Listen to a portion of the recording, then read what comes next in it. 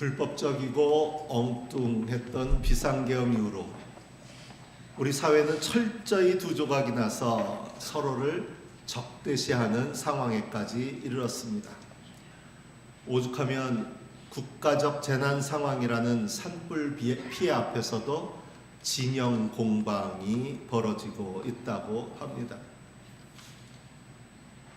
정광훈 씨가 순복음교회 이영훈 목사가 자기들과 함께하지 않으니까 그게 굉장히 섭섭했나 봐요. 이번에 여의도 순복음교회 이영훈 목사가 헌법재판소의 판결이 나면 누구라도 순복해야 된다라는 소리를 했더니 그에 대해서 했던 말이 바로 이런 말입니다. 여의도 순복음교회에는 전라도 출신 장로들이 많아서 눈치 보느라고 저런다고. 모든 게 진영 논리인 거예요. 모든 게 진영 논리인 거예요. 헌법재판소의 판결이 지연되고 있는 것을 두둔할 마음은 전혀 없지만, 그럼에도 어떤 판결을 내린다 할지라도 국민 절반 가까이에 이르는 사람들로부터 지지받지 못하는 그 상황이 곤혹스럽긴 하겠다 싶은 생각이 듭니다. 물론 그럴수록 법에 충실한 판결의 중요성은 더욱 크다고 할 수 있습니다. 오늘 교회력 성서일과의 핵심 주제는 용서와 회복과 화해입니다. 그런데 말씀을 전하는 저조차도 과연 우리 사회에서 이것이 가능할까? 회의적인 생각부터 듭니다. 물론 그럴수록 더욱 하나님의 말씀에 귀를 기울이는 것이 중요합니다. 우리에게 익숙한 복음서의 말씀이 말하는 화해의 주체는 아버지와 집을 나갔던 아들의 화해, 하느님과 하느님의 백성 사이의 화해입니다. 본문을 대하는 대부분의 설교자들은 집을 나갔던 아들의 회개와 그를 환대하며 맞아들인 아버지의 긍휼하심과 사랑에 초점을 맞춥니다. 그런데 저는 오늘 그 중심을 조금 옮겨서 형제의 이야기에 초점을 맞춰보고자 합니다. 형제 사이의 화해를 이야기해 보고자 합니다. 전통적으로 복음서의 이 이야기는 많은 화가들이 화폭에 옮겨보려고 시도했던 주제입니다. 그 중에서 가장 많이 알려진 그림은 렘브란트의 그림입니다. 렘브란트의 그림에는 여러 가지 특징이 있어서 이에 대한 해설도 다양합니다. 그중 첫째 아들에 대한 설명은 무릎 꿇은 둘째 아들과 그를 온몸으로 끌어안고 있는 아버지, 그리고 그들 바로 곁에 귀족을 상징하는 붉은 옷을 입고 권력을 상징하는 지팡이를 짚고 절대로 용납할 수 없다는 듯한 단호한 표정으로 그 모습을, 아버지와 동생이 부둥켜 안고 있는 모습을 가만히 주시하고 있다는 것입니다. 이 상황에 대한 그의 생각이 어떠한지를 그 화폭에 담긴 첫째 아들의 모습은 분명하게 보여주고 있습니다. 이러한 그의 생각은 아버지와의 대화에서도 그대로 드러나고 있습니다. 집안의 재산을 들고 나가 탕진하고 돌아온 그를 받아들인 것도 못마땅한데, 그런 그를 위해 살찐 송아지를 잡아 잔치를 베푸는 아버지의 처사를 도통 이해할 수가 없다는 것입니다. 아니, 이해할 수 없는 것을 넘어서 직접적인 불만을 토로합니다. 여러 해 동안 아버지를 섬기고 아버지의 명령을 한 번도 어긴 적이 없는 자신을 위해서는 염소 새끼 한 마리 잡아준 적이 없는데, 창녀들과 어울려서 아버지의 재산을 다 삼켜버린 이 페류나 둘째 아들을 위해서 살찐 송아지를 잡은 그 처사에 대해서 불평하고 있습니다. 이런 아버지의 처사에 대한 불만과 불평은 자연스레 동생에 대한 반감으로 이어지게 됩니다. 그리고 이런 반감은 결국 둘의 화해를 어렵게 하는 요소가 되고 있습니다. 안타까운 것은 성경에서 이 둘이 이후에 어떻게 되었는지, 화해하고 잘 지냈는지 어쨌는지를 알 길이 없습니다. 다만 이 둘의 화해를 향한 그 아버지의 바람만이 나타날 뿐입니다. 내가 잃었다가 되찾았으니 즐기며 기뻐하는 것이 마땅하다는 것입니다. 물론 이것은 아버지의 입장일 뿐이라고 할 수 있습니다. 그러나 여기에는 첫째 아들을 향한 아버지의 바람이 담겨 있습니다.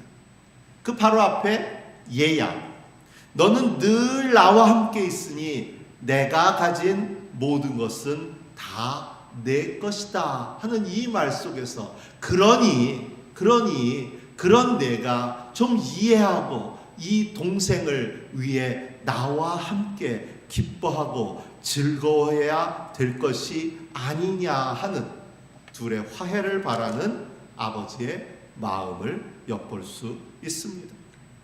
아버지의 마음으로 읽어보면 아버지는 지금 자신이 돌아온 둘째 아들과 화해하고 또 불평과 불만을 쏟아내는 큰 아들을 다독여 그와도 화해하는 것이 중요할 뿐만 아니라 그 둘 형제 간의 화해를 누구보다 바라고 있다는 것을 알 수 있습니다.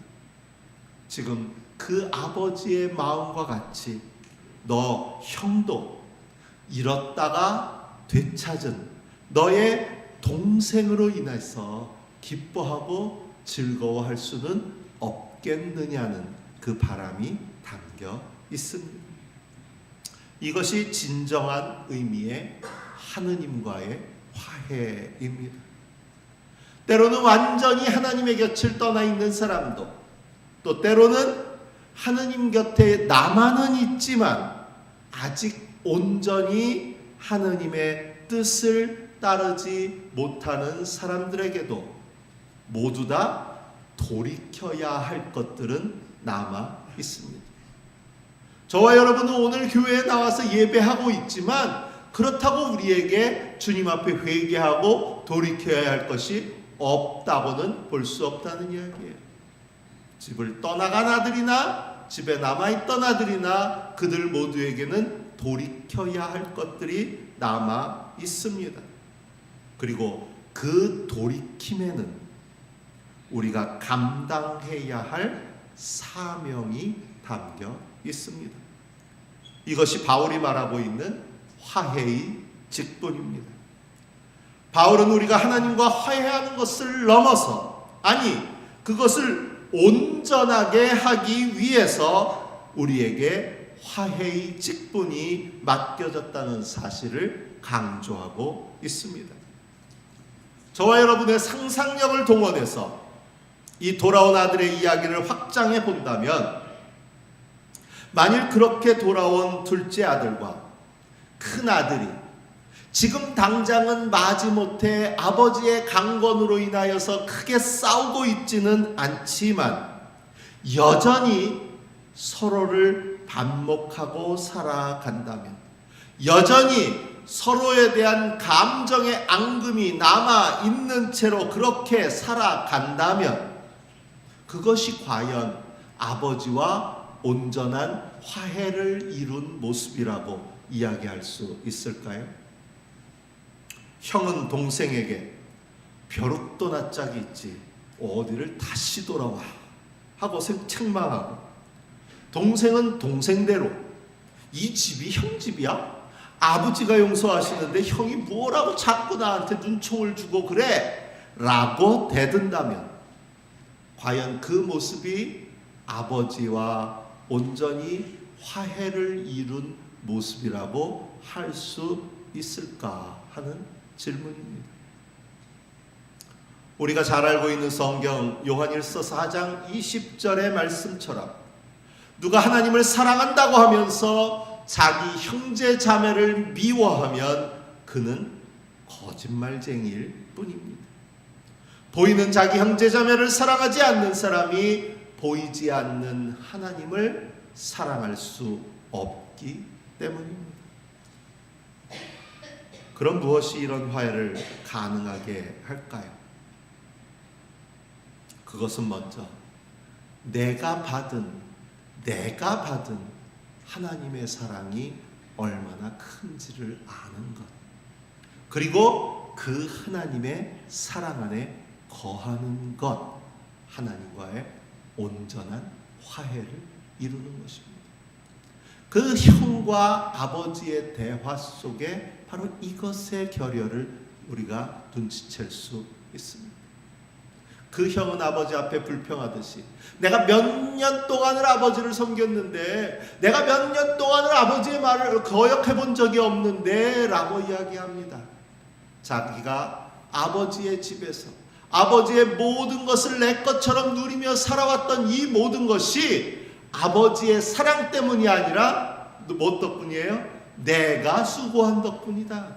내가 섬겼기 때문이다. 나는 이 사랑을 받을 만한 충분한 자격이 있다는 생각이 그 안에 담겨 있음을 알 수 있습니다.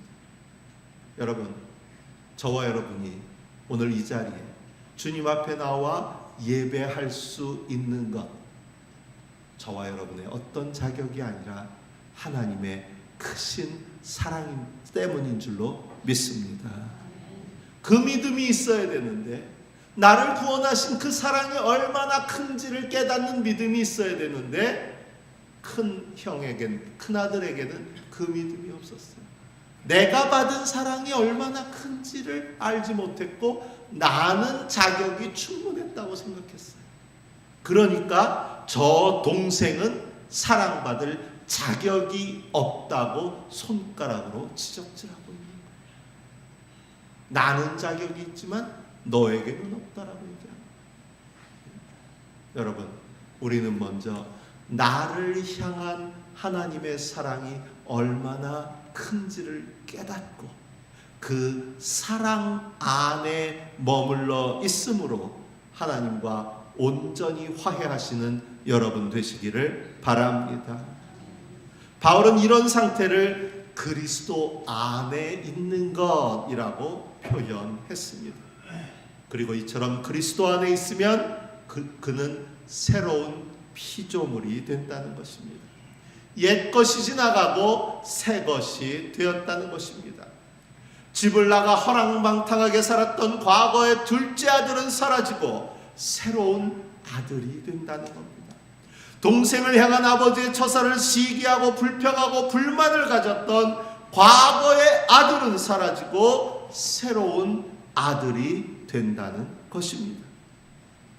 그리고 그렇게 새로운 아들이 된다는 것은 그들이 서로를 과거의 모습이 아니라 새로운 존재로 인정하고 서로를 아끼고 사랑하는 것으로 완성된다는 것입니다. 저는 이 말씀에서 누구든지에 주목하게 됩니다.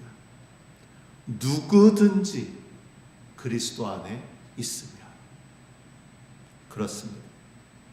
하나님의 용서와 긍휼과 사랑은 그리스도 안에 있는 누구에게라도 똑같이 적용되는 용서이고 긍휼이고 사랑인 줄로 믿습니다. 하나님의 사랑은 배제를 배제하는 그런 사랑입니다. 그런데 우리의 용서와 사랑은 갈수록 자신의 이익과 부합하여 행해지고 있습니다. 내게 이익이 되는 이들을 용서하고 사랑하는 일, 자신의 진영에 속한 이들을 용납하는 일에는 거리낌이 없으면서 그렇지 않은 이들에 대해서는 조금의 틈도 내어주지 않으려고 합니다. 아니, 적대시하고 악마시하고 사탄화하려고 합니다. 지난주 주보에 옮겨놓았던 권수영 교수의 글에 표현되었듯이 우리 편이 아닌 자를 사탄으로 규정하고 공격하며 그렇기에 악마를 찾기 위한 최적의 장소가 교회가 되었다. 참 가슴 아픈 이야기 아닌가요? 서로가 서로 편짓기에 익숙해 있고 편을 지어서 다른 사람을 악마로 만드는 것에 너무나 익숙해 있기에 세상에 악마란 악마는 어딜 가면 다 찾을 수 있어요? 교회 안에 들어오면 다 찾을 수 있어요. 왜? 서로가 서로를 악마처럼 대합니까? 서로가 서로를 사탄처럼 대합니까? 얼마나 가슴 아픈 말입니까? 편을 가르는 일에 누구보다 앞장서온 교회의 모습에 대한 신랄한 지적이 아닐 수 없습니다. 이런 교회의 모습은 비단 지금 2025년의 일만이 아니었습니다. 오늘은 총회가 제정한 제주 4.3 기념주일입니다. 한국교회에서는 우리 교단만 이날을 특별주일로 기념하여 지키고 있습니다. 제주 4.3이 있은 지 77년이 되었지만 80년 광주에 대해 여전히 북한군 개입설을 유포하며 5.18 민주화운동을 폄훼하는 것처럼 박근혜 대통령 시절인 2014년에 국가 추념일로 지정된 제주 4.3을 여전히 폄훼하고 모독하는 일이 이어지고 있습니다. 그런데 이 제주 4.3에서 빼놓을 수 없는 것이 바로 교회의 역할이었습니다. 그 출발점이 바로 장로 대통령이라는 이승만의 야욕에서 비롯되었을 뿐만 아니라 대규모 학살의 시작점이 바로 개신교인들을 주축으로 활동한 서북청년단의 개입이었다는 점입니다. 38선 이북 서북지역에서 남아한 이들이 주축이 되어 구성된 이 서북청년단은 극우적 사상으로 무장해서 반공을 빌미로 정부의 비호와 적극적인 지원 아래 수많은 제주도민들을 탄압하고 학살하는 데 앞장을 섰습니다. 이승만은 CIA에서 발표된 문건에 들어가 있는 표현인데요. 자기 스스로를 모세와 메시아가 결합된 한국판 구원자다라는 자의식을 가지고 그 역할을 자기가 하고 있다라는 그런 생각과 착각에 빠진 채 제주 4.3 당시 그가 주최한 국무회의에서 제주 도민들을 가혹하게 탄압하라 라고 지시했고, 당시 영락교회 청년들을 주축으로 했던 서북청년단은 이것을 받들어 충실히 이행했습니다. 그리고 그 결과 당시 제주 도민의 10%인 3만여 명이 학살당했습니다.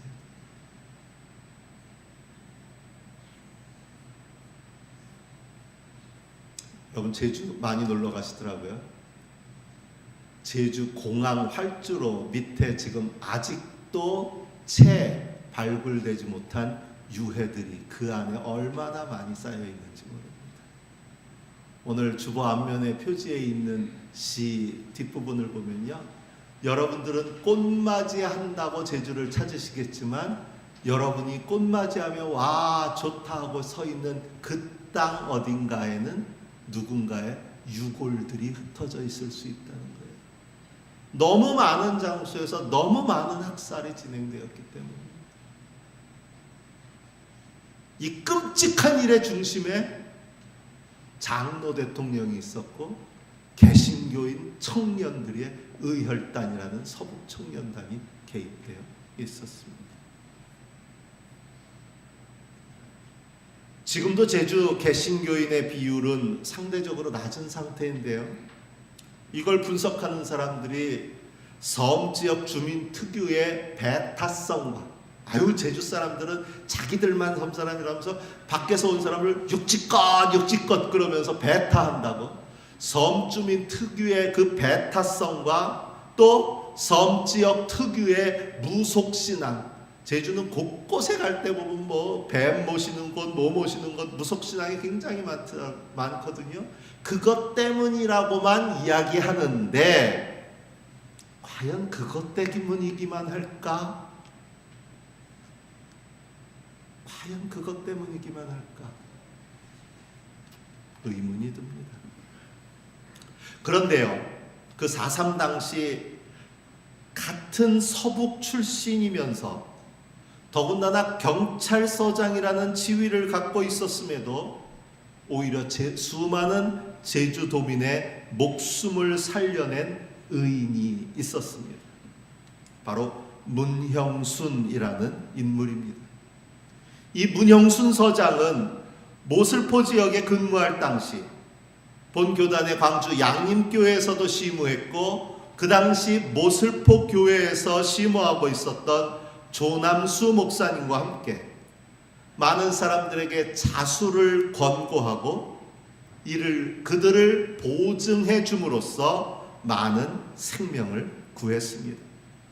특히 한국전쟁 발발 이후에 예비 검속이란 이름으로 또다시 수많은 제주도민들이 무분별한 희생을 당할 때, 그때 이 문형순 서장이 근무했던 성산포 지역에 내려진 학살 명령을 거부하고 수백 명의 목숨을 살리기도 했습니다.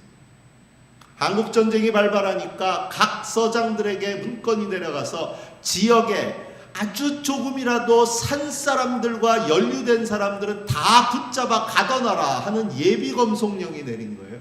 그래서 마을 창고마다 수많은 사람들을 다 가둬놓았는데, 물론 처음에 이 문형순 서장과 조남수 목사가 했던 자수권고를 통해서도 수많은 사람들을 그렇게 자수시켜서 한 장소에 모아놓고 있었는데, 결국은 정부에서는 그 사람들을 재판도 없이 다 학살해버리라는 명령서가 내려오게 됩니다. 그래서 제주 곳곳에서는 오히려 자수하고 왔던 사람들조차 다 죽어버리는 안타까운 일들이 생겨요.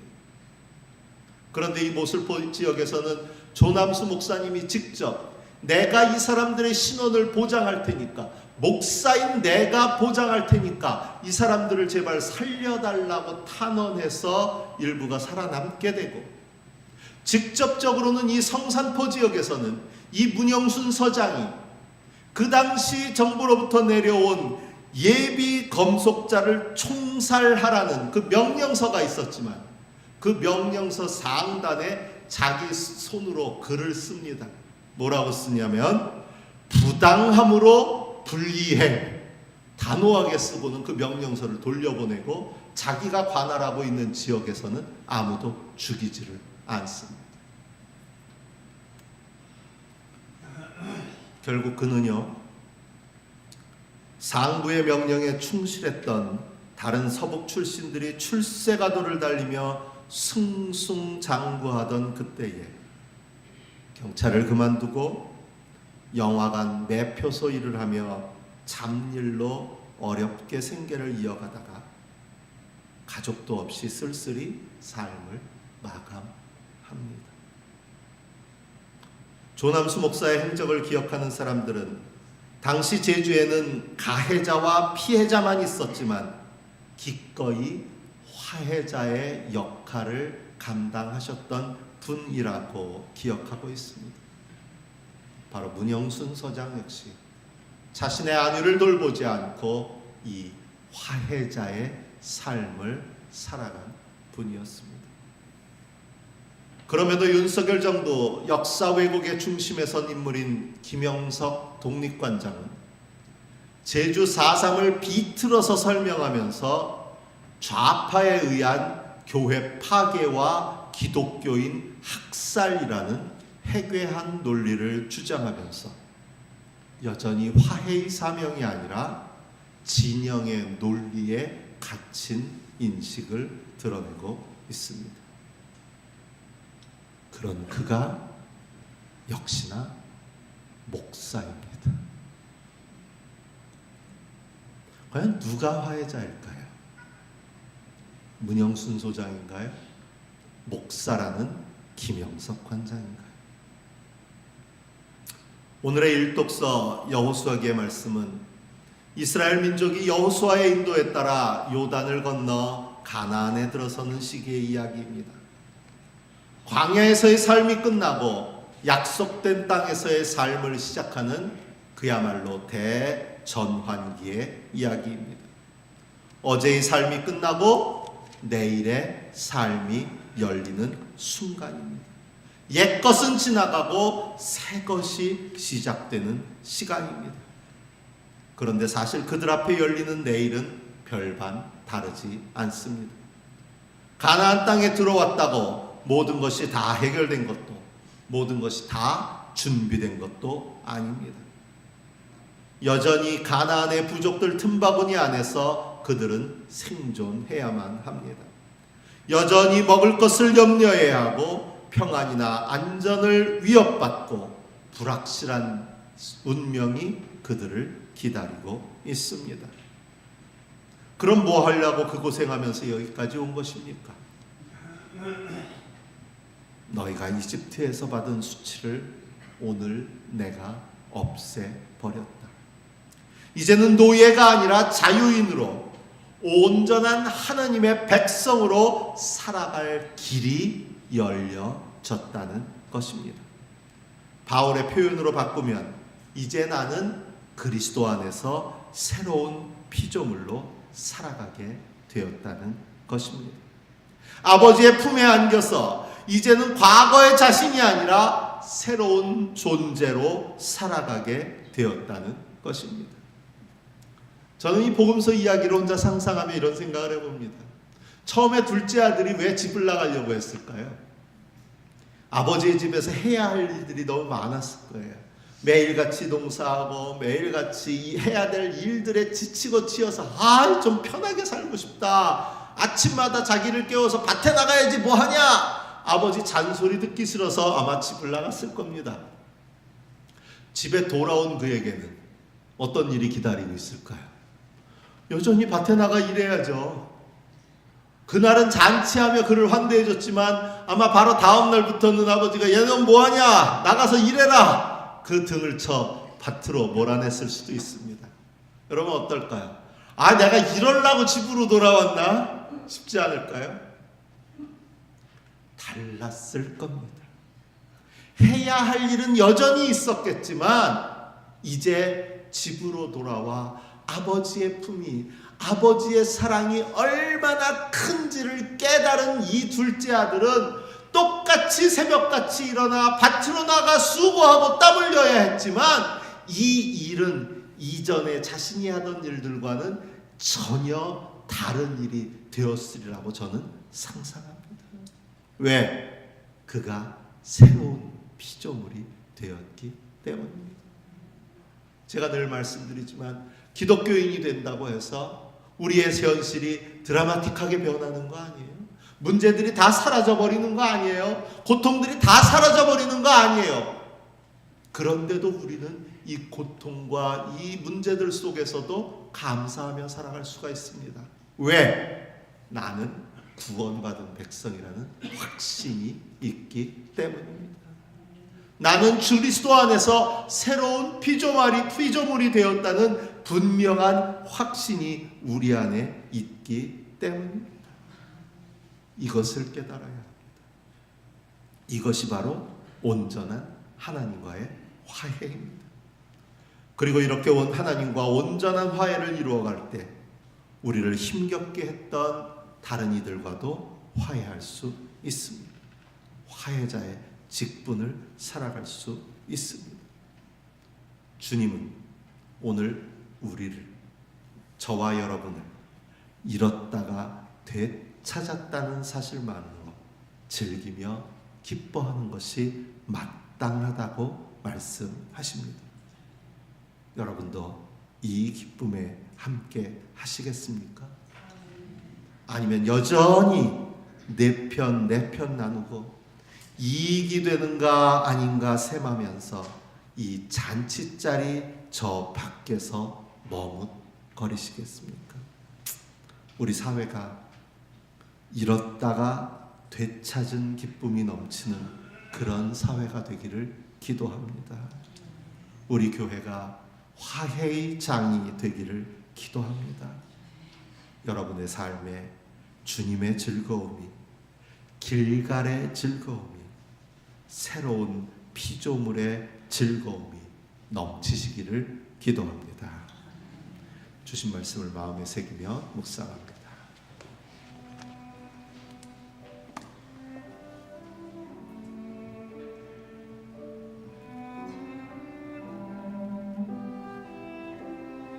하나님께서는 그리스도를 내세우셔서 우리를 자기와 화해하게 하시고 또 우리에게 화해의 직분을 맡겨 주셨습니다.